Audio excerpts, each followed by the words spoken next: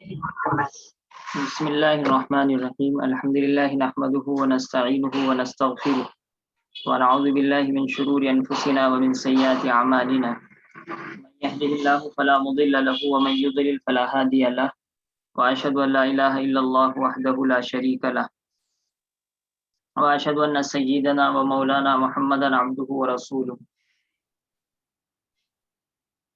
وصلى الله تعالى على خير خلقه محمد وآله وأصحابه وبارك وسلم تسليما أما بعد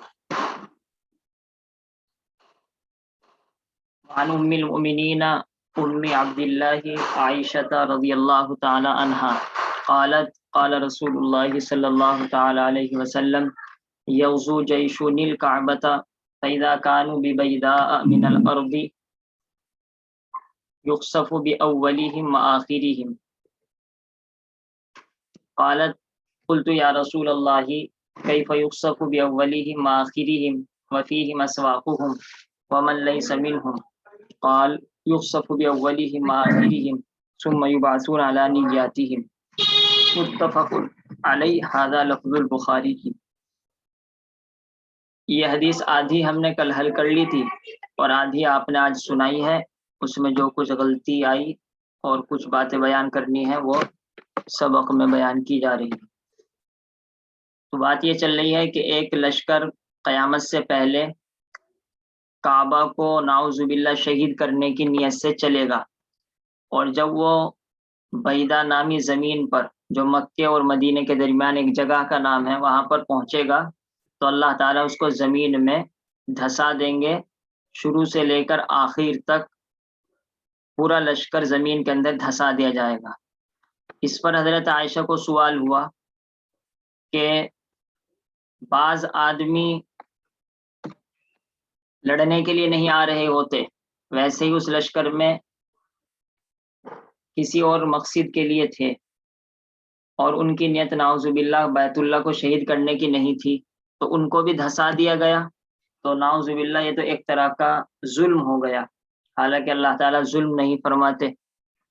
تو اس کا جواب آپ صلی اللہ تعالیٰ علیہ وسلم نے دیا کہ نہیں، ان کی موت تو آئے گی ہی، عام آدمی ہو عام آدمی کی بھی موت آتی ہی ہے، تو ان عام آدمیوں کی موت اسی طریقے سے مقدر لکھی ہوئی ہے جو کعبہ کو شہید کرنا نہیں چاہتے، لیکن ان کو بطور سزا کے نہیں دھسایا گیا، بطور موت کے دھسا دیا گیا۔ کسی کی موت کیسے آتی ہے، کسی کی موت کیسے آتی ہے، لیکن آخرت میں ان کو سزا نہیں ملے گی کیونکہ ان کا ارادہ کوئی غلط نہیں تھا، البتہ جن کا ارادہ غلط تھا وہ ان کو آخرت میں سزا ملے گی۔ تو یہ حدیث شریف کا خلاصہ میں نے پہلے بیان کر دیا تاکہ اب عبارت سمجھنے میں آسانی ہو جائے۔ حضرت عائشہ نے کہا، یہاں پر میں نے پہلے بھی عرض کیا تھا خالی عبارت نہیں سیکھتے، اگرچہ مشہور ہمارے یہاں تو ہے کہ عبارت سیکھنا آ جائے، عبارت سیکھنا آ جائے، میں کہتا ہوں عبارت سیکھنا آج کے دور میں کوئی مسئلہ ہی نہیں ہے، ترجمہ اور مطلب بڑا مسئلہ ہے۔ قالت، حضرت عائشہ نے کہا، لیکن آپ اپنی اردو میں اس کا ترجمہ کریں گے حضرت عائشہ نے پوچھا، کیونکہ یہاں پر یہ سوال کر رہی ہیں، ٹھیک ہے، نہیں بلکہ قلتو، حضرت عائشہ کہتی ہیں قلتو، میں نے کہا، تو میں نے کہا آپ اس کا ترجمہ یہاں پر کر سکتے ہیں، میں نے سوال کیا، یہ ایک اچھا ترجمہ کہلائے گا کیونکہ حقیقت میں حضرت عائشہ سوال کر رہی ہیں۔ تو میں نے کہا، قلتو، اب قلتا پڑھیں، قلتی پڑھیں، قلتو پڑھیں تو ظاہر سی بات ہے حضرت عائشہ کہہ رہی ہے کہ میں نے کہا، تو وہ اپنے ہی بارے میں تو کہے گی تو وہی متکلم بنے گا۔ قلتو، میں نے کہا، یا رسول اللہ، اے اللہ کے رسول صلی اللہ علیہ وسلم، یہاں پر تا پر زبر پڑا جائے گا، یا رسول اللہ۔ اس کا قاعدہ یہ ہے کہ حرف ندا مشہور تو یا ہے، اس کے علاوہ کبھی کبھی یا کے بعد ایوہا آتا ہے، جیسے قل یا ایوہا الکافرون، اور کبھی کبھی ایسا ہوتا ہے کہ یا کو ہٹا دیتے ہیں صرف ایوہا رہ جاتا ہے۔ ایوہا حقیقت میں حرف ندا نہیں ہے، ایوہا تو ویسے ہی بیچ میں لایا جاتا ہے عمومیت پیدا کرنے کے لیے، جیسے قرآن میں بہت سی جگہ آتا ہے ایوہا الناس، یا ایوہا الناس، تو حقیقت میں یا حرف ندا ہے اور ایوہا بیچ میں لایا جاتا ہے تب کہ منادہ معرفہ ہو جیسے قل یا ایھا الکافرون منادہ معرفہ ہو بلکہ اس پر الف لام ہو، تو ایھا الکافرون، الکافرون پر الف لام ہے، اس وجہ سے بیچ میں ایھا لائے۔ اور کبھی کبھی ایسا ہوتا ہے کہ اصل جس کے ذریعے سے پکار رہے ہیں یا اس کو گرا دیتے ہیں، خاص طور سے عرب میں تقریر کرتے ہوئے تو یہی سب کہتے ہیں ایھا الناس ایھا الناس، تو حقیقت میں یا ہے اس کو ہٹا دیا، تو یہ تو حرف ندا ہوا، اور ایھا حرف ندا نہیں ہے۔ پھر رہ جاتا ہے کہ اس کے بعد کیا پڑھا جائے گا، تو اگر ایک ہے تو پیش پڑھا جائے گا ایھا الناس یا محمدو یا اللہ یا خالق یا مالک، اور اگر مضاف الیہ ہے تو پہلے پر زبر پڑھا جاتا ہے، یا رسول اللہ یا نبی اللہ یا عبد اللہ، یہ پڑھنے کا قاعدہ ہوا، اور اللہ مضاف الیہ ہونے کی وجہ سے مجرور ہو جائے گا۔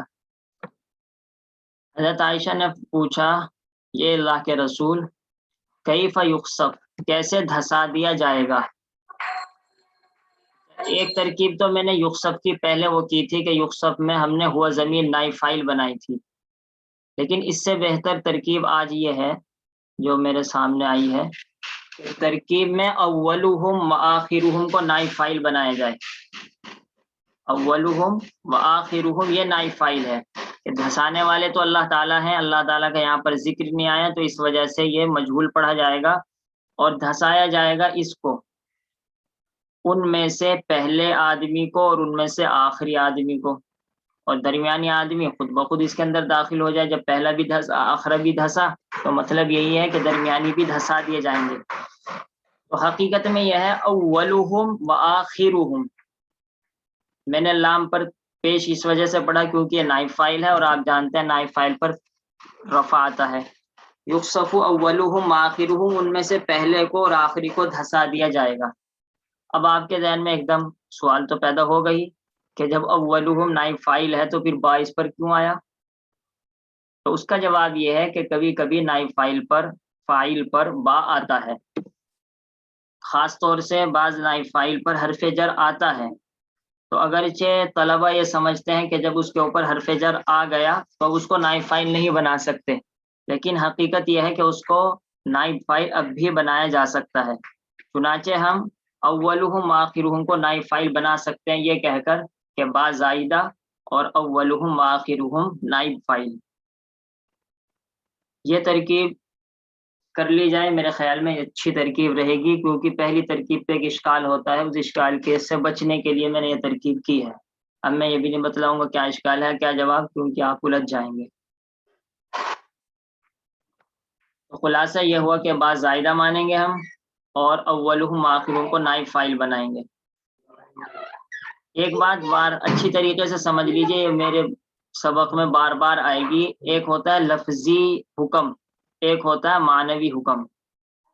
لفظی حکم کا مطلب تو یہ ہے کہ جب آپ ترکیب کریں گے یہی کہیں گے با حرف جر اول مجرور، تو حقیقت میں تو جار مجرور ہیں، لفظی اعتبار سے جار مجرور ہیں، اور لفظی اعتبار سے آپ ان کو یکسفو سے متعلق کریں گے، لیکن معنی کے اعتبار سے یہ نائب فاعل ہے، تو لفظی میں اور معنی میں ٹکراؤ ہوگا، لفظوں کے اعتبار سے مجرور لیکن معنی کے اعتبار سے نائب فاعل تو مرفوع، لفظوں کے اعتبار سے متعلق ہوگا یکسفو کے کیونکہ با حرف جر آ گیا، لیکن معنی کے اعتبار سے متعلق نہیں ہوگا کیونکہ معنی تو نائب فاعل ہے، نائب فاعل کسی سے متعلق نہیں ہوتا، وہ تو بذات خود ہے۔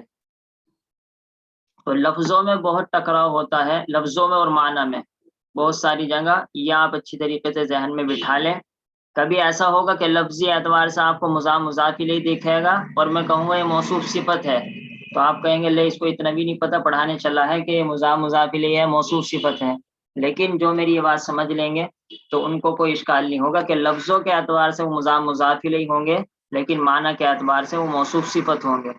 اس کی مثال بھی آ جائے گی، بہت ساری مثالیں ایسی آتی ہیں۔ تو ایک تو آپ کی بات ہو گئی، ہم اس کو معنی کے اعتبار سے نائب فاعل بنا دیتے ہیں اور لکھ دیتے ہیں تاکہ ذہن میں بیٹھ جائے۔ اس کے بعد آخر یہ پڑھا جائے گا یا آخر نہیں پڑھا جائے گا؟ ایک بات تو آپ یہ سمجھ لیں کہ آخری کے نیچے ہم نے را پر زیر پڑھا، کیوں؟ کیونکہ واو کے ذریعے سے یہ معطوف ہو گیا اول پر، اول مجرور ہے با کی وجہ سے، تو اول مجرور ہے با کی وجہ سے اور آخر مجرور ہے معطوف ہونے کی وجہ سے، یہ تو بہت آسان سی بات ہے۔ آخری لفظ کا اعراب تو نحو طے کرتا ہے، لیکن درمیانی لفظ کا اعراب، پہلے لفظ کا اعراب نحو طے نہیں کرتا، پہلے لفظ اور آخری لفظ کا اعراب لغت طے کرتی ہے اور آپ کا ذہن طے کرتا ہے۔ لغت میں آپ کو ملے گا آخر، آخر، دو لفظ ملیں گے، اب یہ آپ کا ذہن طے کرے گا کہ ہم اس کو آخر پڑھیں یہاں پر یا اس کو آخر پڑھیں، اس کا کوئی قاعدہ نہیں ہے، کبھی آپ کہیں گے اس کا کوئی قاعدہ ہوگا، ویسے قاعدہ ذہن کے اعتبار سے، سمجھنے کے اعتبار سے قاعدہ بھی ہے، لیکن کوئی ایسا قاعدہ نہیں ہے کہ یہ نحو سے یا صرف سے اس کا مسئلہ حل ہو جائے۔ وہ یہ کہ آخر کہتے ہیں لاسٹ کو، اور آخر انگلش میں اگر ہم کہیں ادر کو، دوسرے کو، تو مقصد تو یہاں پر حدیث شریف کا یہ ہے کہ ان میں سے پہلا آدمی بھی دھسا دیا جائے گا اور بالکل لاسٹ نمبر کا بھی دھسا دیا جائے گا، تو اب ظاہر سی بات ہے اول کے مقابلے میں آخر پڑھیں گے، یعنی آخری آدمی، یہی حدیث میں یہاں پر فٹ بیٹھتا ہے۔ اگر ہم اس کو آخر پڑھیں تو مطلب یہ ہوگا ان میں سے پہلا آدمی دھسا دیا جائے گا اور ان میں سے ایک دوسرا آدمی دھسایا جائے گا اور باقی لشکر بچ جائے گا، حالانکہ یہ تو حدیث شریف کا مقصد ہے نہیں، تو اس کا مطلب ہے کہ آخر پڑھنا یہاں پر غلط ہے۔ اب اس کا کوئی قاعدہ نہیں، صرف آپ ذہن سے سمجھیں گے، اس کا کوئی نحو کے اندر قاعدہ نہیں، کیونکہ آپ نے شروع ہی میں پڑھا ہوگا نحو کی غرض کیا ہے۔ نحو کی غرض یہ ہے کہ اعراب میں غلطی سے بچانا، لیکن اعراب وہ اعراب جو آخری کلمے پر آتا ہے، آخری کلمے کے اعراب سے نحو بچائے گا، بیچ کا اعراب کیا پڑھیں گے وہ لغت بتاتی ہے۔ وفیہ مسواقہم، کیسے ان میں سے پہلے کو اور آخر کو دھسا دیا جائے گا، حالانکہ ان میں عام آدمی بھی ہوں گے۔ میں نے ترجمہ کیا واو کا حال سے، کیونکہ یہ واو حالیہ ہے۔ واو حالیہ کیسے معلوم ہوگا آپ کو؟ خود بخود آپ جب ترجمہ کر رہے تھے، مجھے سنا رہے تھے، خود آپ کا دل کہہ رہا تھا کہ ہم حالانکہ ترجمہ کریں، لیکن وہ قواعد وغیرہ زیادہ اچھی طریقے سے یاد نہیں تھے تو اس میں ڈاماڈول ہو رہے تھے۔ تو اس کا جواب یہ ہے کہ حال کبھی جملہ بنتا ہے اور کبھی مفرد بنتا ہے۔ مفرد کی مثال تو شروع ہی میں آ گئی تھی نا، پہلی حدیث شریف تھی انما الاعمال بالنیات، قال سمعت رسول اللہ صلی اللہ علیہ وسلم یقول، کہ اللہ کے رسول نے، میں نے اللہ کے رسول کو سنا، اللہ کے رسول کی حالت یہ تھی کہ وہ فرما رہے تھے، تو یقول یہ بھی حال ہے، اور قائلن اگر ہم کہتے تھے تب بھی حال بنتا، اور کبھی حال پورا جملہ بنتا ہے۔ وفیہم اسواقہم، ان میں عام آدمی ہیں۔ بات پوری سمجھ میں آئی آپ کے؟ تو یہ بات پوری سمجھ میں آنا جملے کی پہچان ہے، تو یہ جملہ بنا، اور جملہ حال بن جاتا ہے، اس وجہ سے جملہ حال جب بنتا ہے تو اس سے پہلے واو آتا ہے، اسی واو کو واو حالیہ کہتے ہیں، اور اس جملے کو جملہ حالیہ کہیں گے۔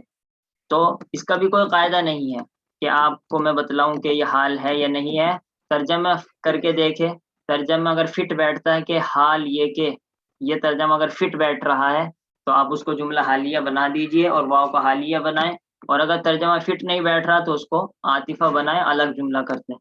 یہاں پر فٹ بیٹھتا ہے کہ ان میں سے پہلے کو اور آخری کو دھسا دیا جائے گا۔ حضرت عائشہ سوال کر رہی تعجب سے، دھسا دیا جائے گا حالانکہ ان میں تو عام آدمی بھی ہے، عام آدمی کا کیا گناہ بیچارے کا۔ دوسری بات، اب آپ کے ذہن میں یہ بات آئے گی حال ہے تو منصوب پڑھا جائے گا، اس کا جواب یاد رکھیں کہ منصوب جب پڑھا جائے گا جبکہ وہ اسم ہو اور معرب ہو۔ فی مسواقم تو یہ جملہ ہے، یہ کوئی مفرد نہیں ہے، مفرد ہوگا تب اسم ہوگا، تب جا کر معرب ہوگا، تب جا کر اس کے اوپر حال کا اعراب پڑھیں گے۔ یہ تو جملہ ہے، جملے کا اپنا الگ اعراب ہوتا ہے، جملہ تو اپنی مستی میں مست ہے، اسے اعراب سے کوئی لینا دینا نہیں۔ وفیہ مسواقم، مبتدا اور خبر کی الگ الگ ترکیب ہوگی۔ کیسے کہ فیہم جار مجرور آیا، آپ کو معلوم ہے جب بھی جار مجرور آئے وہ خبر بنتی ہے، اور جب یہ خبر بن جائے گا تو اسواقہ مبتدا بن جائے گا، تو اسواق پر جو ہم پیش پڑھیں گے وہ مبتدا ہونے کی وجہ سے پڑھیں گے۔ اب آپ یہ مت کہنا کہ یہ تو حال ہے تو منصوب پڑھیں، کیوں؟ حال یہ اسواق اکیلا حال نہیں ہے، پورا جملہ حال بن رہا ہے، تو پورے جملے پر اثر پڑا حال کا، خالی اسواق پر نہیں پڑا، تو خالی اسواق پر نصب نہیں آئے گا۔ اس کے بعد اسواق پر ہم نے مبتدا ہونے کی وجہ سے رفع پڑھا اور فیہم خبر ہے. یہ بھی بتلا دیا تھا کہ فیہم جار مجرور ہے، اور جار مجرور کسی نہ کسی سے متعلق ہوگا تو ہم یہاں نکال سکتے ہیں ثابتتن، کائنتن، کچھ بھی نکال دیجئے. اور مرفوع تو اس وجہ سے نکالیں گے کیونکہ یہ خبر ہے اور خبر مرفوع ہوتی ہے. اور مؤنث اس وجہ سے نکالیں گے کیونکہ اسواق جمع ہے، اور جمع کے بارے میں آ چکا کہ جمع کے ساتھ عرب والے واحد مؤنث کا معاملہ کرتے ہیں.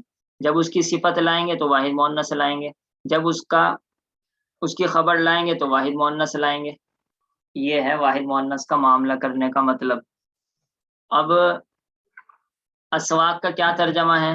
اب آپ کو لغت دیکھنی پڑے گی، چاہے تو آپ گوگل سے نکالیے اس کا ترجمہ، چاہے شرح میں دیکھیے اس کا ترجمہ، چاہے اردو لغت اور ڈکشنری میں دیکھیے، آپ کو ملے گا. سین واو قاف اس کا مادہ ہے. سوق بازار کو بھی کہتے ہیں، اور سوقہ، سوق کی جمع بھی اسواق ہی آتی ہے. تو اگر ہم اس کا ترجمہ بازار سے کریں، یہاں آدمی طالب علم مغالطے میں آ جاتا ہے. تو ہم اس کا ترجمہ کیا کریں؟ اسواق کے معنی تو بازار کے ہوتے ہیں، تو مطلب یہ ہوگا وفیہم اسواقہم، ان میں ان کے بازار ہوں گے. بازار تھوڑے کہیں ہوتا ہے، بازار والے اگر ہوں تو کچھ سمجھ میں ہی بات آتی ہے. تو یہاں پر دھوکہ لگتا ہے. تو اب جب آپ لغت دیکھیں گے لیکن آپ کو اندازہ ہو جائے گا کہ اسواق جس طریقے سے سوق کی جمع ہے جس کے معنی بازار، اس طریقے سے سوقتن کی بھی جمع ہے، سوقتن تا کے ساتھ. اور سوقتن جو تا کے ساتھ ہے وہ اس کے معنی آتے ہیں عام آدمی کے، رعیہ، عامہ، پبلک. میں دیکھ رہا ہوں کون آیا ہے کون نہیں، بہت سے آتے ہیں اور چلے جاتے ہیں. کچھ تو کہہ نہیں سکتے، ہماری تو ہمت نہیں ہے کچھ کہنے کی، لیکن آپ کا نقصان ضرور ہوگا کہ اگر بغیر عذر کے جائیں گے.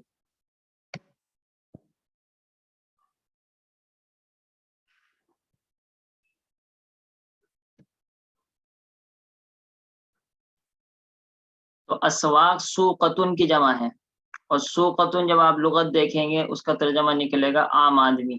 تو ان میں عام آدمی بھی ہوں گے، یعنی جو فوج اور آرمی ہوتی ہے وہ نہیں ہوگی بلکہ عام پبلک ہوگی. تو یہ تو اس کی لغت کا مسئلہ حل ہوا، اور ترکیب کا مسئلہ پہلے ہی حل ہو چکا ہے. تو ایک سوال یہاں پر یہ آئے گا آپ کے ذہن میں، اسواقہم میں ہم نے ہاں پر پیش پڑھا، اور بِأَوَّلِهِم میں ہم نے ہاں پر زیر پڑھا.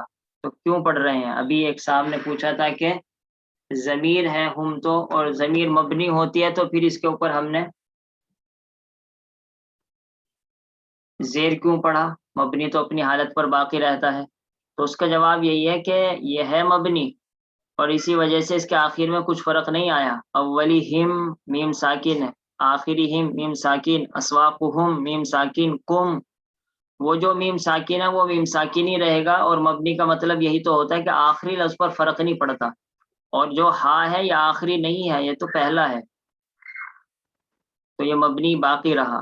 رہی یہ بات کہ پھر زیر کیوں پڑا ہم نے ہاں پر، تو اس کا جواب یہ ہے کہ ہم کا قاعدہ یہ ہے کہ اگر اس سے پہلے یا ہو یا اس کے پہلے زیر ہو تو اب وہ ہم زیر پڑھا جاتا ہے، اور باقی حالتوں میں ہم پڑھا جاتا ہے. تو اسواقہم میں قاف پر پیش ہے تو ہم پڑھا جائے گا، اور آخری ہم میں را پر زیر ہے تو ہم پڑھا جائے گا. قرآن میں غیر المغضوب علیہم، وہاں بھی ہم پڑھا گیا کیونکہ ہم سے پہلے یا ہے. تو اگر یا ہو اور کسرہ ہو تو اس سے پہلے ہم پڑھا جائے گا ورنہ ہم پڑھا جائے گا. اور اس سے مبنی ہونے میں کوئی فرق نہیں پڑے گا کیونکہ مبنی ہونے کا تعلق لاسٹ ورڈز کیا کہتے ہیں آخری لفظ سے ہے.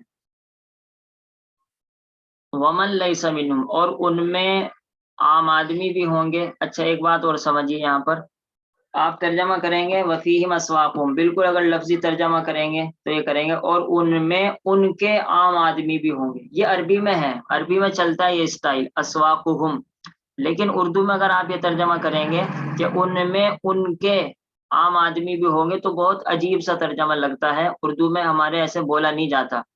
تو اچھے ترجمہ کرنے والے یہ نہیں کہیں گے، اچھا ترجمہ کرنے والے کہیں گے اور ان میں عام آدمی بھی ہوں گے.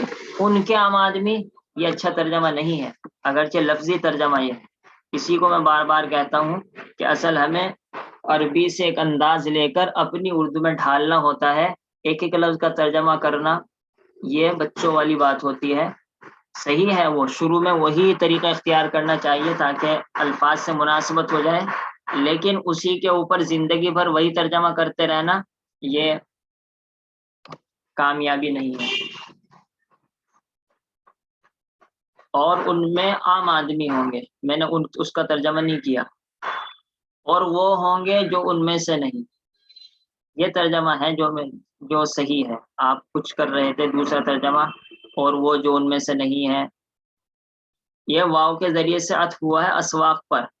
حضرت عائشہ کا سوال دو چیزوں سے متعلق ہوا کہ ایک تو عام آدمی ہوں گے، ومن لیس منہم، اور وہ آدمی بھی ہوں گے جو لشکر کا حصہ ہے ہی نہیں. مثال کے طور پر روڈ ہے، وہ لشکر بھی جا رہا ہے اور ایک عام آدمی اپنی گاڑی پر جا رہا ہے، تو جب زمین میں اس کو دھسیں گے تو وہ عام آدمی بھی دھس جائے گا، حالانکہ وہ تو لشکر کا حصہ ہے ہی نہیں. کوئی کار میں جا رہا ہے، کار بھی دھس جائے گی.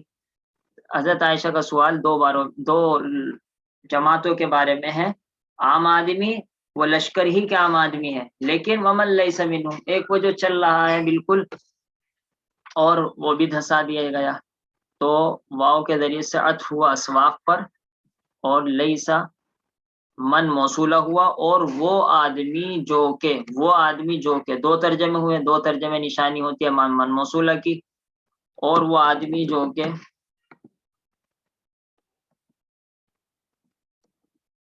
نہیں ہے ان میں سے. ہم ضمیر لوٹ رہی ہے جیش کی طرف، لشکر کی طرف، جو کہ لشکر میں سے نہیں ہے. لیسا مفرد کیوں استعمال ہوا؟ حالانکہ بہت سارے آدمی ہوں گے ایسے بھی، وہ آدمی جو ان میں سے نہیں ہے، ایسا آدمی جو ان میں سے نہیں ہے تو بہت سارے ہوں گے وہ بھی، تو پھر واحد کیوں استعمال ہوا؟ اس کا جواب یہ ہے کہ من لفظوں کے اعتبار سے واحد ہے. دیکھنے میں تو واحد ہی لگتا ہے نا، یہ تو دیکھنے میں واحد ہی لگتا ہے، اس وجہ سے لیسا استعمال کیا. اور کبھی کبھی جمع بھی استعمال کرتے ہیں، لیکن ابھی آپ اتنا سمجھ لیجئے. ایک سوال اب یہ پیدا ہوگا منہم. اچھا، من کیسا ہے؟ پہلے یہ مسئلہ حل کر. جو ان میں سے نہیں ہے، ان میں سے، جہاں دو ترجمے ہوں میں سے تو یہ نشانی ہوتی ہے من تبیزیہ کی، اور اگر خالی سے ترجمہ ہو تو یہ نشانی ہوتی ہے عام طور پر من ابتدائیہ کی، اور من بیانیہ کی کوئی نشانی نہیں ہے. ویسے یعنی اگر ترجمہ کر لیں تو من بیانیہ کی نشانی بن سکتی ہے، لیکن وہ ہمیشہ نہیں ہوتی. یہ من تبیزیہ ہے، ان میں سے، یعنی ان لشکر میں سے یہ آدمی نہیں ہے، تو میں سے ترجمہ نشانی ہے من تبیزیہ کی. ایک بات یہ ذہن میں آئے گی آپ کے کہ ہم ضمیر استعمال کی گئی، حالانکہ جیش کی طرف لوٹ رہی ہے، اور جیش تو دیکھنے میں واحد لگ رہا ہے نا آپ کو. تو جب جیش واحد ہے تو پھر اس کی طرف تو یہ کہنا چاہیے تھا لیس منہ، واحد کی ضمیر استعمال کرنی چاہیے تھی، جمع کی ضمیر استعمال کیوں کی؟ اس کا جواب یہ ہے کہ جیش اس میں جمع ہے. اس میں جمع کسے کہتے ہیں؟ اس میں جمع کہتے ہیں جو دیکھنے میں تو واحد ہو لیکن وہ فٹ بیٹھتا ہو، منطبق ہوتا ہو ایک جماعت پر. ظاہر سی بات ہے، لشکر ایک آدمی جا رہا اس کو لشکر تھوڑی کہا جائے گا، دو آدمی جا رہے اس کو لشکر تھوڑی کہا جائے گا، بہت سارے آدمی ہوں تبھی تو اس کو لشکر کہا جائے گا. تو یہی اس میں جمع کی نشانی ہے کہ دیکھنے میں واحد اور حقیقت میں جمع. تو حقیقت میں کیونکہ یہ جمع ہے اس وجہ سے یہ منہم میں ہم ضمیر جمع لائی گئی. اسی وجہ سے جو پریشانی پیش آ رہی تھی کہ ہم نے آج یخصفو کی ترکیب بدل دی کہ یخصفو فعل اور اولیہم آخرین کو ہم نے نائب فاعل بنایا معنی کے اعتبار سے. یخصفو کے اندر ہوا ضمیر جو میں نے پہلے نکالی تھی وہ نہیں، وہ غلط ہے، کیونکہ اس میں یہی اشکال لازم آتا ہے کہ یخصفو کے اندر ہوا ضمیر اگر آپ لشکر کی طرف لوٹائیں گے تو لشکر تو اس میں جمع ہے، اور اس کی طرف تو جمع کی ضمیر لوٹنی چاہیے تھی، یخصفو جمع لایا جانا چاہیے تھا، یخصفون جمع کا صیغہ استعمال کرنا چاہیے تھا. تو اس وجہ میں اس کو کاٹ ہی دیتا ہوں، یہ نائب فائل والی بات، بس تاکہ یہ غلطی کٹ ہی جائے. اور اسی وجہ سے پھر با مصاحبت کا بنایا تھا وہ بھی کٹ جائے گا، کیونکہ اب ہم نے ترکیب اس کی بدل دی، اب یہ با زائدہ کہلائے گا، تو ایسا ہوتا ہے۔ تو یخسف باولہم وآخرہم، آپ صلی اللہ تعالی علیہ وسلم فرمایا کہ ان میں سے پہلے کو اور آخر کو دھسا دیا جائے گا، تو بالکل پہلا ہی لفظ ہے۔ ثم یبعثون، پھر ان کو اٹھایا جائے گا ان کی نیتوں پر، تو یہ مجہول پڑھا جائے گا کیونکہ اٹھانے والے اللہ تعالیٰ ہیں، اللہ تعالیٰ کے یہاں ذکر نہیں عبارت میں، اور جب فاعل کا ذکر نہ ہو تو مجہول پڑھا جاتا ہے۔ یبعثون علی نیاتہم، بعث یبعث باب فتح سے استعمال ہوتا ہے، لیکن یہاں پر مجہول ہوگا، مضارع ہوگا، جمع ہوگا، اٹھایا جائے گا نیتوں پر۔ نیات نیتن کی جمع ہے، سب جانتے ہیں، اسی وجہ سے نیاتہم میں یہاں ہا پر زیر کیوں پڑھ رہے ہیں، کیونکہ نیاتی تا پر زیر آیا ہے، اور ابھی بتلایا کہ ہا سے پہلے اگر زیر آئے تو ہم پڑھا جائے گا ورنہ ہم پڑھا جائے گا۔ پھر ان کو اٹھایا جائے گا نیتوں پر، الا حرف جر ہے، الا استعمال ہوتا ہے استعلا کے لیے، استعلا کہتے ہیں کوئی کسی کے اوپر ہو، مثال کے طور پر انا علی الکتاب علی المکتب، کتاب میز پر رکھی ہوئی ہے، تو ان کو اٹھایا جائے گا نیتوں کے اوپر۔ تو حقیقت میں تو یہ نہیں ہے نا کہ وہ آدمی اوپر ہوگا نیت اس کے نیچے ہوگی، تو اس کو کہتے ہیں استعلا مجازی ہے، کہ ایسا ہے جیسا کہ وہ آدمی اوپر ہے اور نیت اس کے نیچے ہے، مطلب یہ ہے کہ اس کی نیت یہ ہے، تو حقیقت میں ایسا نہیں ہوگا کہ وہ اس کے اوپر ہے، ویسے ہی اس کو عرب والے بول دیتے ہیں کہ وہ نیتوں پر ہوں گے، یعنی نیتوں کے مطابق ہوں گے۔ متفق علیہ، یہ حدیث بخاری اور مسلم دونوں میں ہے، البتہ ھذا لفظ البخاری کی، جو امام نووی نے ریاض الصالحین میں الفاظ نقل کیا وہ بخاری شریف کے الفاظ نقل کیے ہیں، مسلم شریف کے نقل نہیں کی۔ اب جو قواعد میں نے بیان کی ہیں آپ وہ کل کو یاد کر کے لائیں گے، اور میں عبارت آئندہ کے لیے بھیج دوں گا، اس کو آئندہ بھی حل کر لینا ہے۔ اسی طریقے سے روزانہ ہوگا کہ پہلا سبق بھی یاد کر لیجئے اور آئندہ کا سبق بھی دیکھ کر آئیے، جس کی جتنی صلاحیت ہو دیکھنے کی اور حل کرنے کی کوشش کریں۔ سبحان اللہ بحمدہ، سبحانک اللہم بحمدک، نشہد ان لا الہ الا انت، نستغفرک ونتوب الیک۔ سبحان ربک رب العزۃ عما یصفون وسلام علی المرسلین، الحمد للہ رب العالمین، صلی اللہ تعالی علیہ وسلم۔ السلام علیکم۔